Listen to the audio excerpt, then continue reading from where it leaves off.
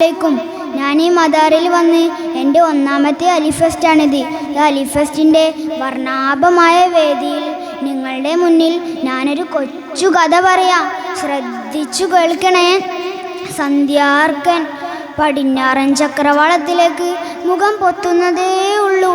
ആ ശാന്തമായ സായാഹ്നത്തിൽ ആരുടെയോ കാൽപ്പെരുമാറ്റം കേട്ട അഹ്ലുബൈത്തിലെ ഉമ്മ ബി ഫാത്തിമ റളിയല്ലാഹു അൻഹ വാതിൽ പൈതിലൂടെ മുറ്റത്തേക്ക് നോക്കി. പുന്നാര ബാപ്പയാണല്ലോ അത്. എന്താ ബാപ്പ ഈ സമയത്ത് ഇങ്ങോട്ട് വരുന്നത്? ബാപ്പ വാതിൽക്കൽ വന്ന് മോളെ വാത്സല്യത്തോടെ നീട്ടി വിളിച്ചു. ഫാത്തിമ, മോളെ ഫാത്തിമ. ഫാത്തിമ റളിയല്ലാഹു അൻഹ വാതിൽ തുറന്നു. ബാപ്പക്കൊരു ഉമ്മം കൊടുത്തു. കൈകൾ പുണർന്നു വാരി ഉള്ളിലിരുത്തി. മോൾക്ക് എന്തൊക്കെയുണ്ട് വിശേഷം? ദൈന്യതയോടെ ബാപ്പയുടെ മുഖത്തേക്ക് നോക്കി ഗദ്ഗദത്തോടെ പറഞ്ഞു.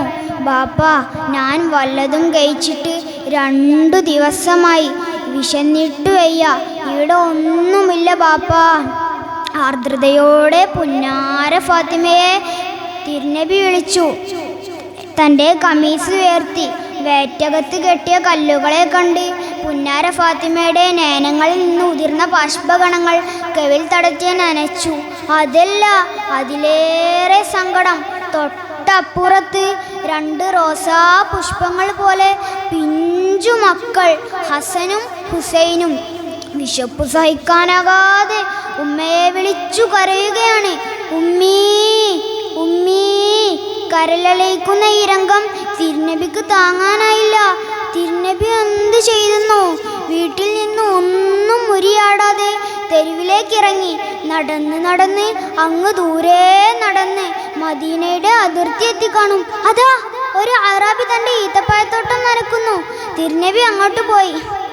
മനുഷ്യ, തോട്ടം നനക്കാൻ ഞാൻ നിങ്ങളെ സഹായിക്കട്ടെ? എനിക്ക് കൂലി വല്ലതും തരുമോ? അവിശ്വാസിയായ ആ അറാബി പറഞ്ഞു. ശരി, 1 ബക്കറ്റ് വെള്ളം നനച്ചാൽ 3 കാരക്ക് വീതം തരാം. ബക്കറ്റ് കിണറ്റിലേക്ക് താഴ്ത്തി കയറ് വലിച്ച് വെള്ളം കോരിയെടുത്തു. 1 തവണയല്ല, 8 തവണ. 9ാം തവണയായിരുന്നു അത് സംഭവിച്ചത്. കയറ് പൊട്ടി. ഡിം. ബക്കറ്റ് കിണറ്റിലേക്ക് വീണു. 5 മുഖം മടച്ച് ശക്തമായൊരടി. താമര പോലുള്ള കവിൽ തടുത്ത് വിശപ്പിനൊപ്പം വേദനയും. ഏതായാലും ഒന്നും പ്രതികരിക്കാതെ തിരുനബി കിട്ടിയ ഈത്തപ്പഴവുമായി വീട്ടിലെത്തി. തിരുനബിയെ അടിച്ച അറാബിയുടെ മനസ്സ് കുറ്റബോധം കൊണ്ട് പിടഞ്ഞു. ഞാനടിച്ചതൊരു പ്രവാചകനെ ആയിരിക്കുമോ? ഒട്ടും താമസിച്ചില്ല. വാളെടുത്ത് തൻ്റെ ഇടതു കൈയിൽ പിടിച്ച് പ്രവാചകൻ അടിച്ച വലതു കൈ കാഞ്ഞൊരു വെട്ടുകൊടുത്തു. വേദന സഹിക്കാനാകാതെ ആ അറാബി താഴ്ത്തി വീണു. അതുവഴി പോയ യാത്രസംഘം അദ്ദേഹത്തിൻ്റെ മുഖത്ത് വെള്ളം തെളിയിച്ചു. പതിയെ കണ്ണുകൾ തുറന്നു. അല്ല, നിങ്ങൾക്ക് എന്തു പറ്റി?